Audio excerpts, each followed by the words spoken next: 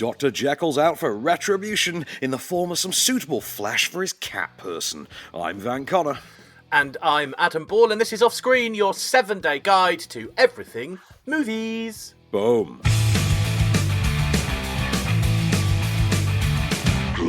Hello and welcome back to the show. It is another week of movies for us to look through, and I've got to be honest, on paper, the 4 movies that we are going to talk about today that Van has already seen, in my eyes, all look really good. But of course, looks can be deceiving as far as movies go.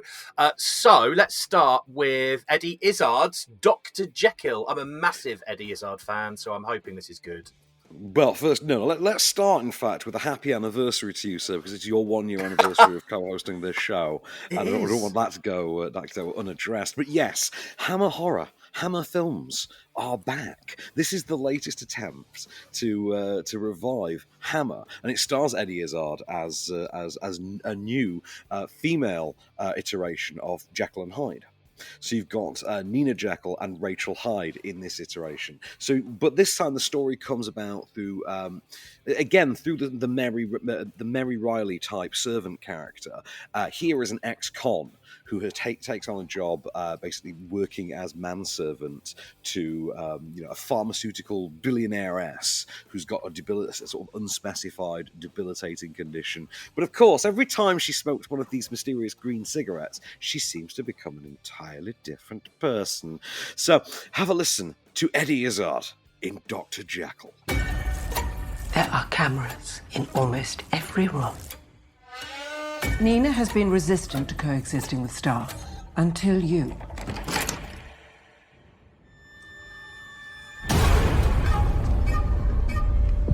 I hear you're working for Nina Jekyll all alone up there. I have a daughter, and to see her, I need this job. You forgot Nina's meds. Arya's lucky to have such a determined father. Maybe I am the making of you. I mean, this genre and this kind of movie is perfect for Eddie Izzard, isn't it? To be honest with you, the excitement that ran through me when someone said, "Do you want to come and see a new version of Dr. Jekyll starring Eddie Izzard?" I was like, "Oh my god, that's got to be the greatest movie ever! How is that not a banger? What a pairing of actor and material there! Like that's going to be great." It's not. I'm sad to say it's not. I really couldn't get into it. There's things about it that work, but there's a lot more that doesn't. And it just doesn't quite gel. The hamminess to the acting that Hammer films have always had is still there, but at the same time, you've got this much more modern style of filmmaking that's been applied to it. Joe Stevenson, incidentally, director of Chicken, has directed this, and the two don't necessarily work so well together. It just doesn't. It feels weird. It feels naffer than it should. Like, it just feels silly, to be really honest. And having said that, Eddie Izzard, as you say, is worth the movie in a sense, because Eddie Izzard, she's going full tilt on this one. There's a whole recurring thing about crunchy nut cornflakes, of all things, in which you get to hear Eddie Izzard in that distinct voice saying, "Crunchy nutty cornflakes." Product placement, maybe? I think it's meant to seem menacing, but my friend Jess and I went to the... But that's it. My friend Jess and I went to the premiere of this, and we were just cackling with laughter. A lot of us were cackling with laughter every time we did it. It was quite silly. Incidentally, so that premiere went to Odeon Leicester Square for the premiere of Dr. Jekyll. Full red carpet. Shebang. Awesome balcony seats, the works, and we got subjected to this sort of marketing presentation thing before the movie started, in which they just rolled out the sizzle reel, and it was effectively Hammer is back. This is our launch on Hammer is back, and then the sizzle reel basically depicting the history of Hammer, and also talking about how the wonderful John Gore, theatrical producer, I think he is, John Gore, had now owned the company and was going to steer it in a new direction with this great new vision. But the message was, Hammer is back. And you came out of this movie and just thought, no, it really ain't. Because it just doesn't work. It's so tedious a film. It's so disjointed in, I think, what it wants, and the potential is all there as well. Because, like I say, Eddie Izzard but it just seems like a lot of very hammy monologuing. So yeah, it's worth seeing for Eddie Izzard, but the film itself does not use Eddie Izzard with anywhere near the potential the idea of Eddie Izzard in Doctor Jekyll might.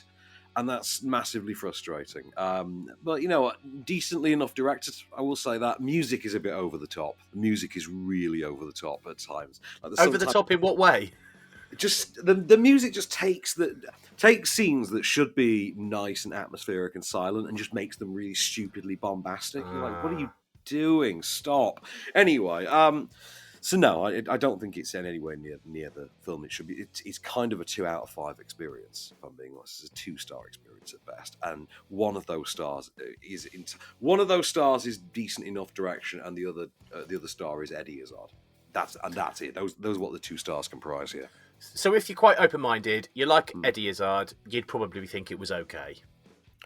I don't know. I think you'd be bored. I really think you'd be bored and find it a bit listless, to be honest. Oh, that is a bit of a shame. But if you want to make your own mind up, you can. It is in cinemas from today, Doctor Jekyll. Right, in a second, we're going to look at Suitable Flesh. So stay right where you are. Sounds nice, doesn't it?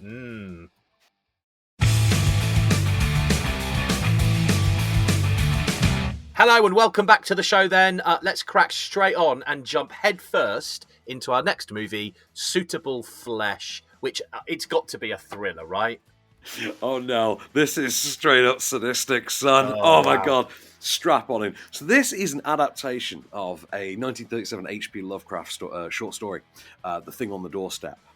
It's been brought to the screen by Joe Lynch, who directed the, I think, 2013, 2014 Salma Hayek action movie Everly, which was really fun and violent and twisted and absolutely worth checking out if you get the opportunity. And the Peter Dinklage LARPing comedy Knights of Badassdom.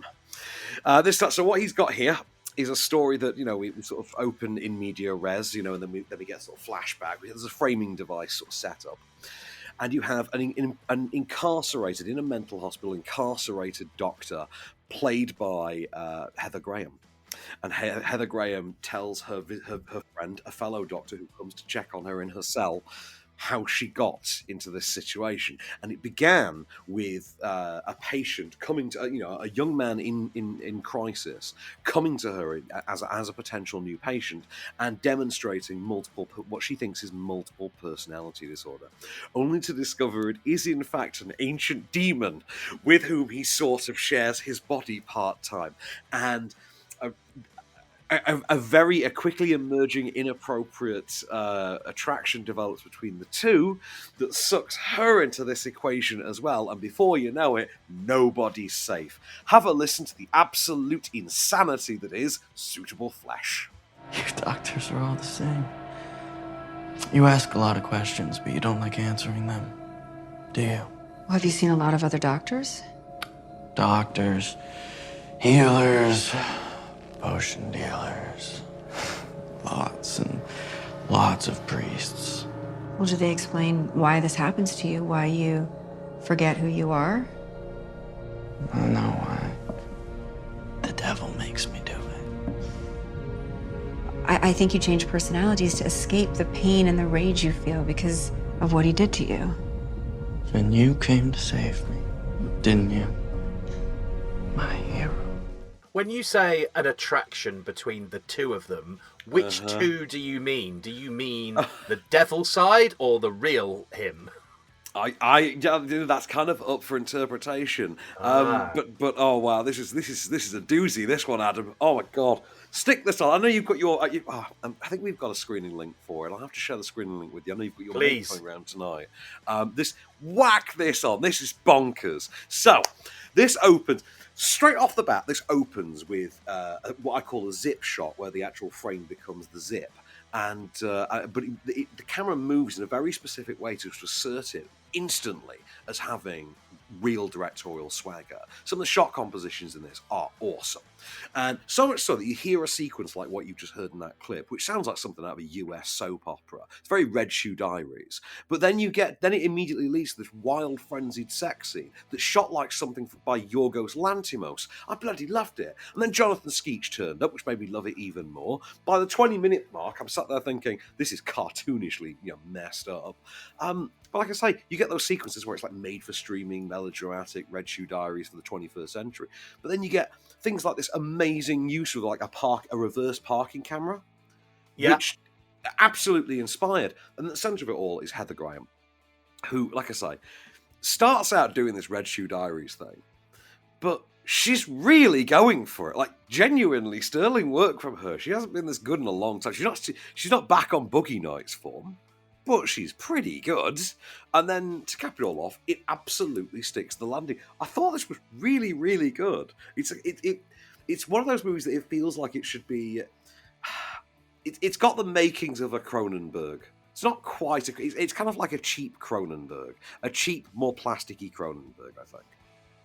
So, are there any like amazing big jumpy moments or bits that really get you thinking? Is it a psychological thriller in any way, or is it all just laid out in front of you? It's pretty much. I think there's meant to be a bit of suspense to what is actually going on, but the thing is that the film, it kind of lays it all out so bare that it's kind of there in advance for you to see. It's not really much of a mystery going on through this. I think it wants to be kind of drag me to hell-ish, but it's not quite got that cloud. It's still, like I say, quite cheap. But having said that, it's got a decent cast to it. Like I say, Jonathan Skeech turns up, who I haven't seen him in anything since, I think he was Jonah Hex on the Legends of Tomorrow. You've got Barbara Crampton, horror royalty, Barbara Crampton in there, and Bruce Davison from like X-Men. He's in there. And to cap it all off, at one point, I'm watching this movie, and I'm starting to think to myself, the plot to this is literally the lyrics to Down With the Sickness. If you know the lyrics to Disturbed's Down With the Sickness, they literally describe the plot of this movie. It's fascinating. You've made me want to literally Google the lyrics to that song right now and just read them out to you. I'm not going to, though.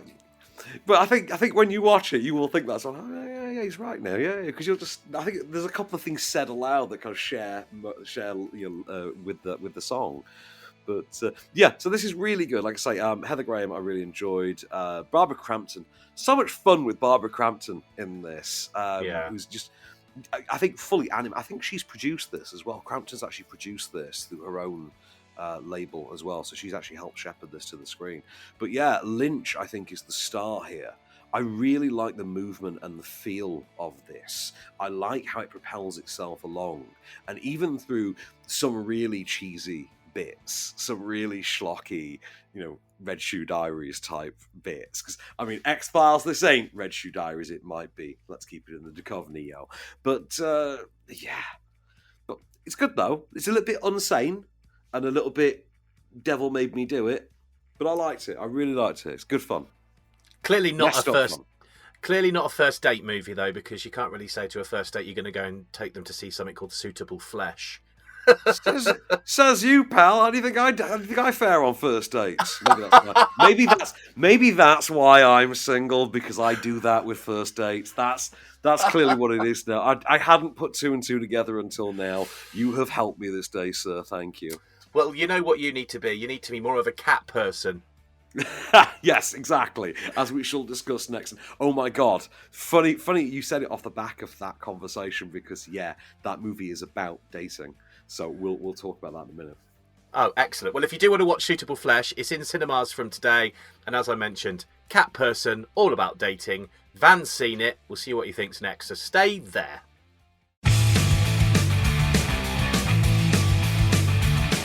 Hello and welcome back for another movie to talk about now on Off Screen, Cat Person. If you listen to the previous part that we were talking about, it's a dating movie from what you said, Van, which kind of makes sense with a title like that. Yeah, this is the new movie from Susanna Fogel, who previously directed another movie, weirdly, about dating. She seems to have a thing about dating gone wrong. Like, this seems to be a thing. And I mean, she also wrote Booksmart. It's worth noting. But obviously, we know Olivia Wilde directed that. But yeah, she did the Spy Who Dumped Me. That was it. The Spy Who Dumped Me with Mila Kunis and Kate McKinnon. She directed that. So she's back. She's got this one now, and this follows Amelia Jones as a college student, a US college student, contemporary set. She works at a sort of boutique cinema in her college town that only shows old throwback movies. And one day she meets a customer played by Nicholas Braun, or who's cousin Greg in Succession.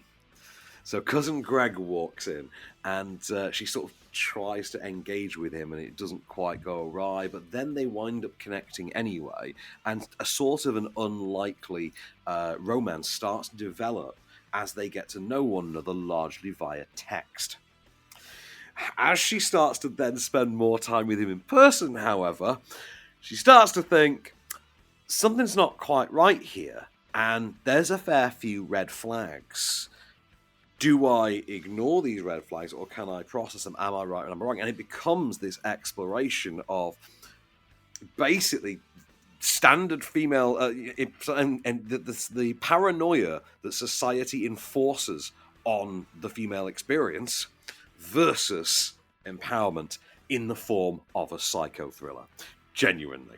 Okay, so I've got a clip for at least that's how it starts anyway. I don't want to say more than that, but that's kind of how it goes. Put it this way: you would put this in a box set with you'd put this in a box set with Promising Young Woman and Fresh, like those two, the cannibal one and the vengeful psychotic one. So have a listen. Wow. This is the first meeting between the pair, so you get a sense of what cousin Greg's like in this one. But this is the pair meeting for the first time. I'll do a large popcorn and red wines. It's an unusual choice. Thank you. I don't think I've actually ever seen someone buy red vines. Okay. I guess you're wondering why we sell them then, if nobody buys them.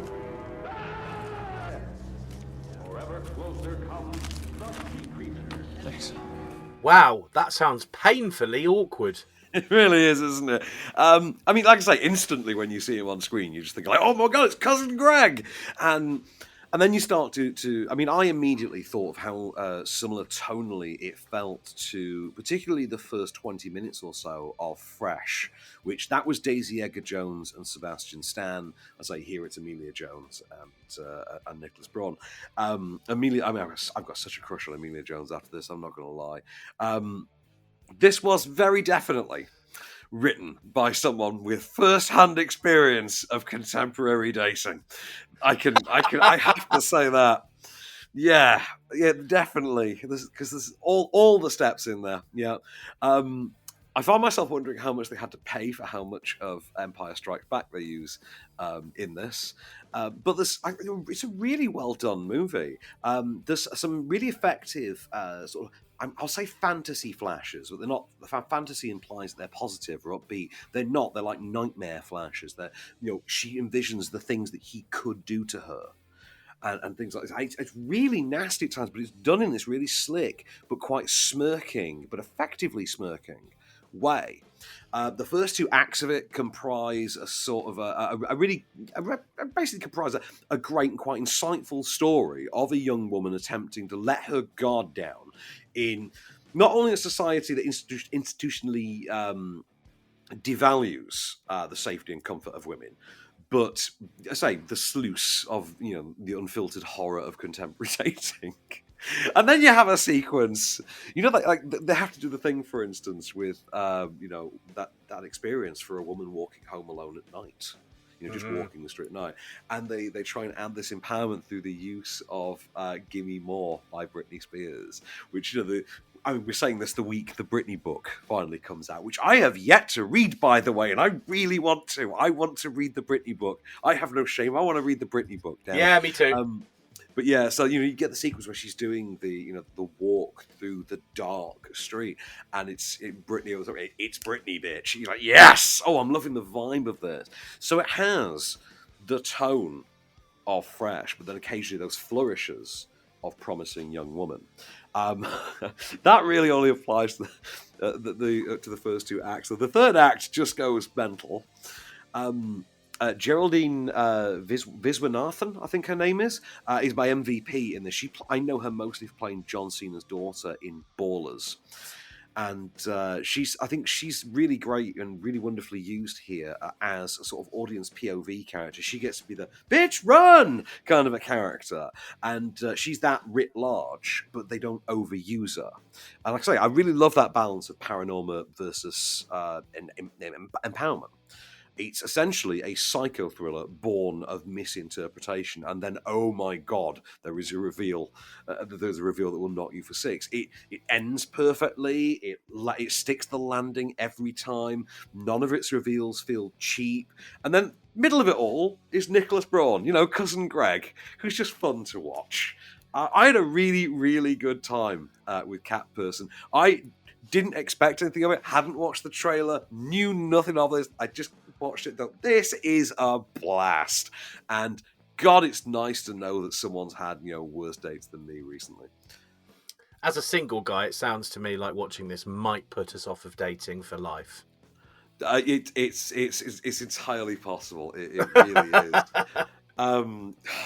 Yeah, I mean, honestly, there were points in this where I was like, "What the?" And yeah, it's a really well done movie. Hats off to Susanna Fogel for this one. I just thought this was really well done and really well cast. I thought Emilia Jones and Nicholas Braun are really good in this. Then they're a really good pairing. They play the awkward chemistry thing really well. I say, really good time. No notes there, but yeah, I would watch this again in a heartbeat. I had a really good time. Cat Person.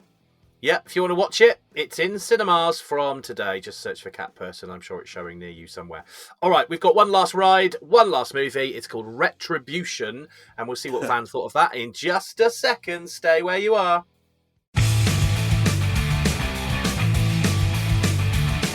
Hello and welcome back to the show for one last movie to talk about. Van has seen it. It is out in cinemas from today, and it's called Retribution, and it's got one of my favourite actors in, Liam Neeson. Are you a Neeson fan? Are you? I didn't realise. Yeah. Ever since Taken, straight away, I really like what you do. Fair play. So strap yourself in for this one. This is boilerplate Liam Neeson territory, but it comes with a fun little cherry on top. So Liam Neeson is Matt Turner. Matt Turner is an American investment banker, I think, or something like that, who works in Berlin. Lives with his family in Berlin. He's married to Beth Davids. He has a teenage son and a tweenage daughter, and he's got this a best mate that he runs his company with, who's played by Matthew Modine. And this is the situation. One day, he takes his kids. They get in his nice, shiny new $100,000 Mercedes SUV. He's about to drive the kids to school. He's panicking over some business deal, and his phone rings. And a mysterious voice on the end of the line says, "There's a bomb in your car.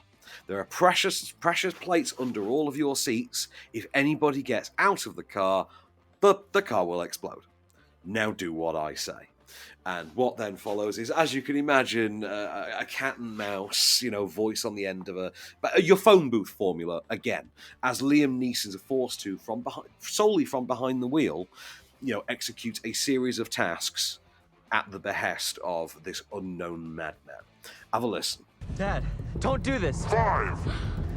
Please! Dad, don't! Dad, don't do this, okay? He's your friend. Matt, let me get out. Dad, he's your friend. Don't do this. 3. God forgive me. Please. Matt! God forgive me. Let me go! 2. Dad, he's your friend. What are you doing? Dad, don't! Shoot him. Now. I can't.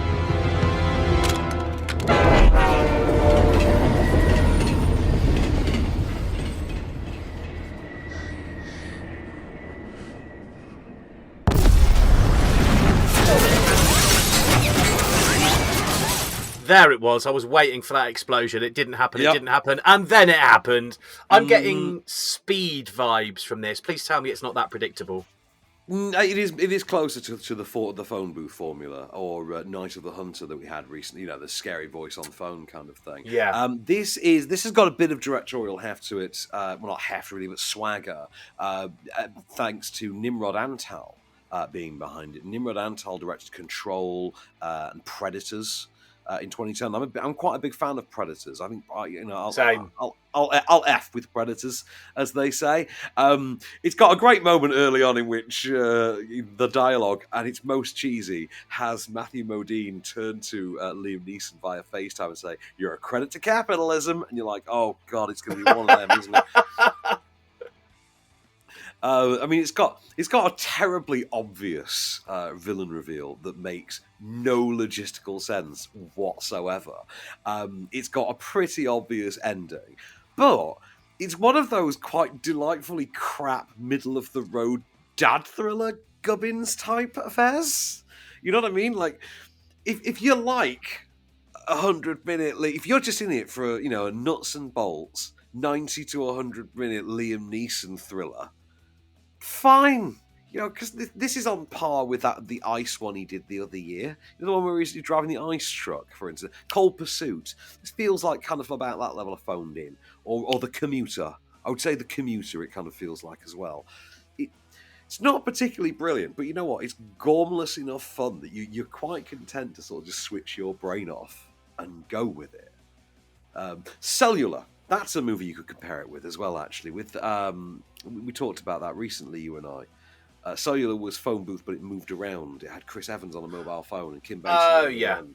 Yeah, this would be kind of like that, except he's confined to a car. He literally can't get out of the car. And it's quite an effectively used idea. Decent supporting cast in Matthew Modine and Beth Davis et al.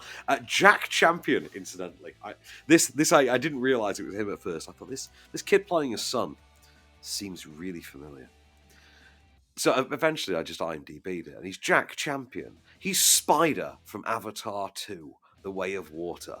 The sort of feral Tarzan kid that grows up on Pandora. He's that actor. Apparently he was in Scream 5 or 6 or whatever, and I just didn't notice either. But I really enjoyed this. This is kind of gormless enough, middle of the road fun. I was able to just switch my brain off and just be like, "Okay, Nimrod, take me away." Which sounds like I was insulting the man when you think you remove it from context, really. But yeah, no, I really liked Retribution. You should check this one out. I think you'd enjoy this. If you're a Neeson fan, Adam, this is right up your alley. Before we move on, what was the worst thing about this movie? Do you have something? The worst? Ooh. Do you know, I mean, other than it being really predictable and also making no sense, like, put it this way, he can't get out of the car, for instance. They tend that, once you get the setup, I can't get out of the car, I can't get off the seat, pressure plate, etc. Yeah. You see what I think? Like, there's logistically only so many ways from like a writer POV. There's really only so many ways you can end that. And you're thinking, either he has to die, or, and I know what I'd do, and then that's the thing they actually do. Right, and then they do the whole, who is this person that's taunting him? Why is this person taunting him specifically? It has to be someone personal. But it makes no sense when it's revealed who it is. Particularly given specific events that happen earlier in the movie, that you just like, I don't see how you did that on a practical level. But never mind. Predictability. Take it for what it is then, and just sit back and let an action-packed Liam Neeson film wash over you. You'll enjoy it, basically, is what you're saying. Exactly. Yeah, I think it's not only in cinemas, but it's on Sky Cinema. I think this one as well. So I think it's a Sky Cinema like simultaneous release or something like that. So nice. It's possible to stay home tonight and watch this. So there's that going for me. As the weather gets colder, nice to stay on the sofa, get the duvet out, and shove a movie on so you can see it. Yeah, it's perfect for this time of year. So there you go. Search for it. If you have Sky, you can watch it there on Sky Movies, or you can catch it in a cinema near you from today. Right, that's it for this week. Let's quickly talk about next week. We have got Nobody Has to Know. I don't know anything about this one. Yeah, I think this is might be an Irish set. This stars Michelle Fairley from Game of Thrones. I know that much about it. I did watch the trailer actually a while back, and it did intrigue me. We've also got On the Adamant, which I believe is about a mental health treatment. We've got because we didn't get to cover it this week. We're talk about Five Nights at Freddy's next week, which I've really been looking forward to because I like the games. So it's neat for me. Like they've made a Five Nights at Freddy's movie. We've also got Chris Evans and Emily Blunt in Pain Hustlers next week. The new movie from Kitty Green, who did The Assistant a few years ago. She's back with The Royal Hotel and something of a buzzy South by Southwest style hit out of the US, Bottoms, which I think is sort of a Booksmart, Superbad type movie for LGBT teens, I think. Awesome. Okay, well, there's quite a mix for next week then, which is quite exciting. Well, that is all we have time for this week on Off Screen. We shall return next week. Until then, I've been Adam Ball. I've been Van Connor, and as always, we shall return.